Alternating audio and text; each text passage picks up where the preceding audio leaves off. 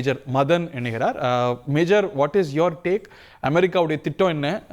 அதுக்கு வேற ஒரு பிளான் இருக்கா, இல்லை ட்ரம்ப் தன்னுடைய ஈகோ வழிகாட்டுறாரா?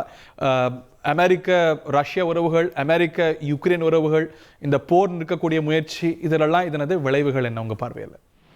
இல்ல, நிச்சயமா இது ஒரு இம்பல்சிவா அது நடந்த மாதிரி தான் எல்லாரும் அனலைஸ் பண்றாங்க. பட் நான் பாக்குறது செட்ட ட்ராப் பண்ணணும், அவரை எக்ஸ்போஸ் பண்ணணும் அப்படின்றதுக்கான ஒரு கிளியர் கட்டான இது. அதை அவர் ஜேடி வேன்ஸ் இன்ஸ்டிகேட் பண்றாரு. பண்ண பிறகு அவர் நிறைய விஷயம் பேச ஆரம்பிக்கிறாரு.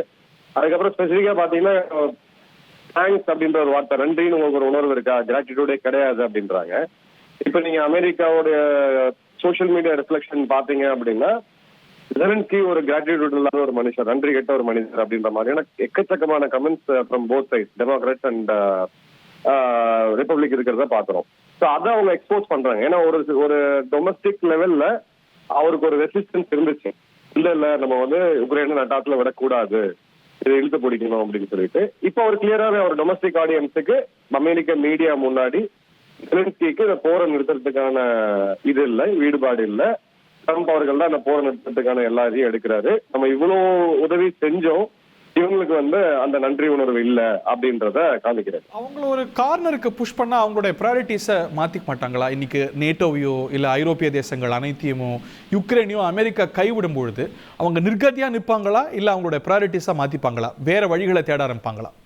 இல்ல, வேற வழிகளை அவங்க ஏற்கனவே தேடினாங்க. ஒரு 2 வீக்ஸ் முன்னாடி பாத்தீங்கன்னா ட்ரம்ப் அவர் வந்து டிக்டேட்டர்னு ஜெலன்ஸ்கியை சொல்லும் போது ஜெலன்ஸ்கி இதை வந்து உக்ரைன் வார்னு சொல்லல. அந்த சோசியல் மீடியாவோட பதிவுகள்லாம் பாத்தீங்கன்னா யூரோப்பியன் வார் தான் சொல்லிட்டு இருந்தாரு. ஸோ யூரோப்போட சப்போர்ட் இருக்கும் அப்படின்றத அவரு ரொம்ப இன்சிஸ்ட் பண்ணாரு.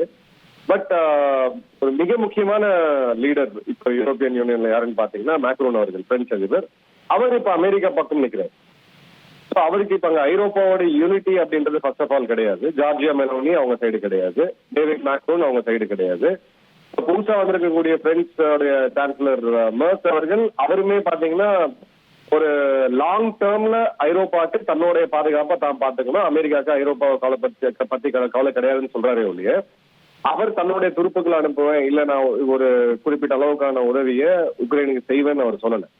ஸோ இந்த ஆப்ஷன்ஸ் கிடையாது. அதனாலதான் இப்ப நீங்க பாத்தீங்கன்னா ஜெலன்ஸ்கி திரும்ப போன பிறகு திரும்பவும் ஒரு வெள்ளை புறாவை பறக்க விட்டுறாரு. இல்ல நான் இந்த மீட்டிங்னால ஒரு மீட்டிங்ல இந்த மாதிரி நடந்ததுனால இந்த உறவெல்லாம் சீர்கெட்டு போயிடாது, நான் பேக்கப் பண்ணிக்குவேன் அப்படின்ற மாதிரியான பேச்சுகள் இப்ப வருது. சீர்கட்டு பெருமளவுக்கு போயிருக்கு. இதுலேருந்து மீளுமா அப்படிங்கிறத நம்ம பார்க்குறோம். உலக அரசியல் எப்படி தலைகீழாக மாறி கொண்டிருக்கிறது கடந்த 3-4 வாரங்களில் அப்படிங்கிறது உலகத்தில் பலருக்கும் ஆச்சரியத்தையும், சிலருக்கு அதிர்ச்சியும், ஒரு சிலருக்கு இன்ப அதிர்ச்சியும் கூட கொடுத்திருக்கு, குறிப்பா ரஷ்யாவுக்கு. உங்கள் தந்திவன் தொலைக்காட்சியில் தெனாலிராமன் தினமும் மாலை 6 மணிக்கு காண தவறாதீர்கள்.